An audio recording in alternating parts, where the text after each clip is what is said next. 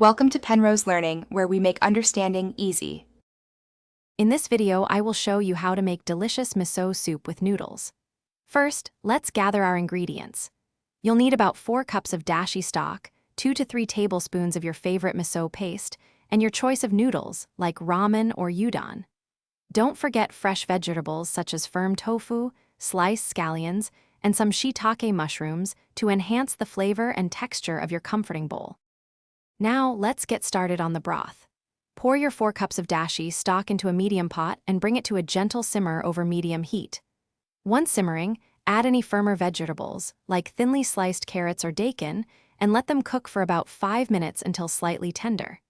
Then, introduce your softer ingredients, such as cubed tofu and sliced mushrooms, allowing them to heat through for a few minutes. While your broth simmers, cook your noodles in a separate pot of boiling water according to the package instructions until they are perfectly al dente.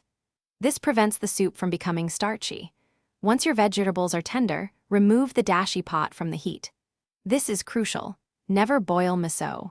Gently stir in 2 to 3 tablespoons of miso paste until it is completely dissolved, ensuring a smooth, rich flavor.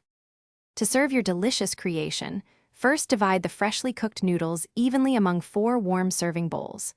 Next, carefully ladle the hot, aromatic miso broth and all the tender vegetables over the noodles.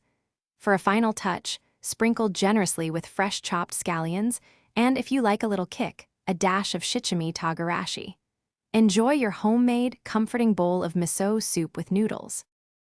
Thanks for watching. If this was helpful, leave a like and consider subscribing. See you next time.